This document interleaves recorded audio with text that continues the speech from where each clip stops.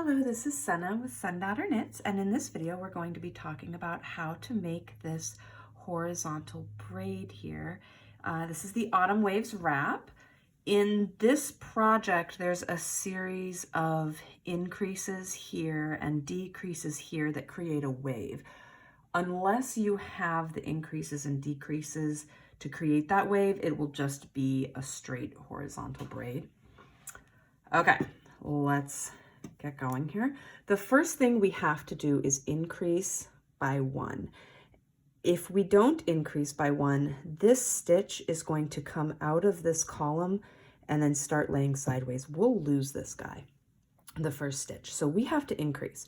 We have lots of options to do that. One of my favorite involves coming between the 2 stitches. So if you look, I'm not going in the stitch as if I were to knit. I'm actually going between the 2 stitches, running around my needle, pulling it through, and now I've made a stitch that's kind of wrapped around that stitch and placing it onto the left needle. That's one option for an increase. For this wrap, I don't suggest that. I want the braid to appear as if it comes out of the edge. If you look down here at my last one, and I feel like that happens more smoothly when we use a make one right or left. So I'm going to pick up this bar between my 2 stitches, place it on my left needle from front to back, and then I'm knitting into the back of it. This is a make one left.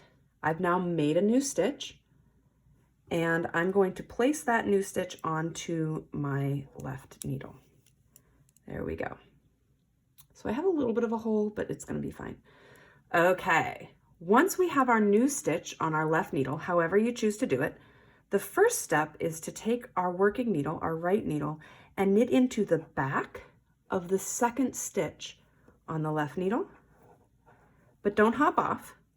Now we're going to knit into the front of the first stitch on the left needle and take both of these stitches off. Doop. There we go. And now we'll place this stitch back onto our left needle. And here we are again. And we repeat. So we're going to knit into the back of the second stitch on our left needle, but not hop off. Reach over, and if you look, I'm securing that stitch with my index finger because I don't want to lose it. Knit into the front of the first stitch on my left needle and hop both the first and second stitches off. Place that first stitch back on the left needle, and you can already see that braid beginning to form. So that front stitch, if you look here, when I knit it and hop off, this stitch is going to lay down horizontally and become the braid. I have to place this first stitch back on the left needle. Knit into the back of the second stitch, knit into the front of the first stitch, hop both stitches off. Place the first stitch from the right needle back onto the left needle, and repeat. Back of the second stitch, front of the first stitch, hop both off. Now we're coming up on a marker.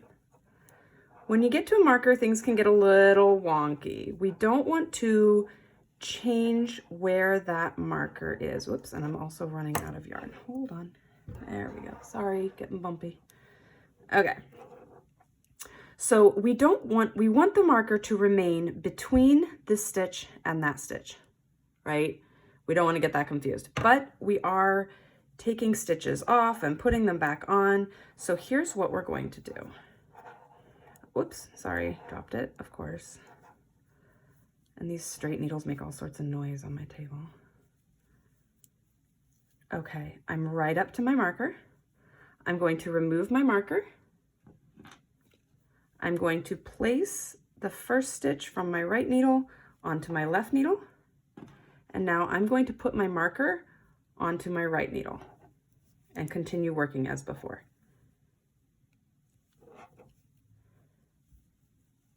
Here we go.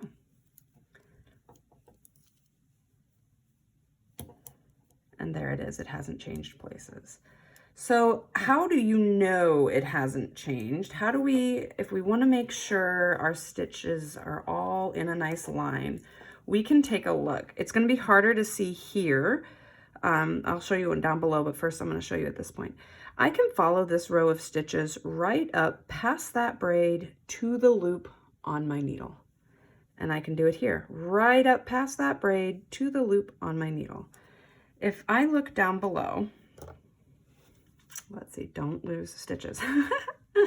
Let's say, here's a really good example. This is the edge of a knit two together, right along here. Whoops, am I even on the camera or on the screen? Okay, so I can follow this up, this row of stitches up, and I can see if I look really close, can you see that twisted stitch there? That's where I knit into the back of the second loop on the needle. And coming out of that twisted stitch right there is the loop that was on my needle after I worked the braid.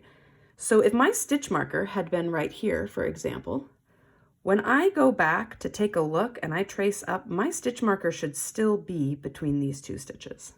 This is how we're going to read through the braid if you're trying to read your columns. Okay, so let's do a couple more just to do it, and then we'll go backwards. So we have to have that first stitch from the right needle onto the left needle, knit into the back of the first stitch, knit into the front, knit into the back of the second stitch, knit into the front of the first stitch. One more time, onto the left needle, back of the second stitch, front of the first stitch. There we go. But what if you mess up and have to go backwards? To go backwards is pretty simple. We back out. I took off that front stitch right there, and now I'm going to put the second stitch back on my needle. Backing out of the front stitch. If I move it out of my way, I can put the second stitch back on my needle. Very slowly, backing out of the front stitch, moving it out of my way, putting the second stitch back on my needle. And if you notice, I'm putting the second stitch back on my needle from back to front, which is a little different than when we usually tink. I'm doing it this way because we twisted that stitch. We knit into the back of it. So in order to untwist it, I have to go into the back of it with my left needle when tinking. Okay, let's say that's as far as I want to go. I'm going to put this back on my left needle and begin working again. Back of the second stitch, front of the first stitch, and we're off. Okay, so we'll go as far as we need to go. In this shawl, you need to go, well, this wrap, sorry, you need to go all the way over to the other end, but I'm not going to do that. And I don't have the techie skills to be doing, like, you know, the fast forward and the slow-mo and the movie splicing. This is just real quick. So let's say this is as far as we need to go. We made an extra stitch over here. We have to now get rid of that stitch or our stitch count is going to be too high. We've got some options. The most clean looking involves cutting this edge, or sorry, this end, cutting your tail, passing it through like you were binding off your last stitch, and then sewing that down and starting again. I'm not a fan because I don't like sewing. However, that is the nicest looking in my, you know, if I get all yarn snobby about it.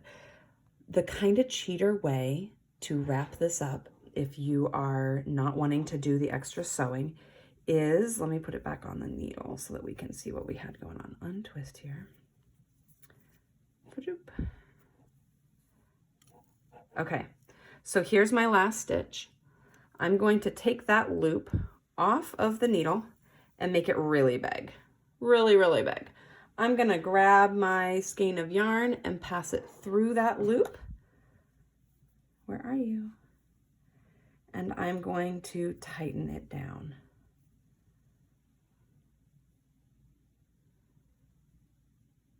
There we go. I've now bound off that last stitch essentially, and I can continue knitting. Oops, peek through the window. There we go. And there's my horizontal braid. Hooray!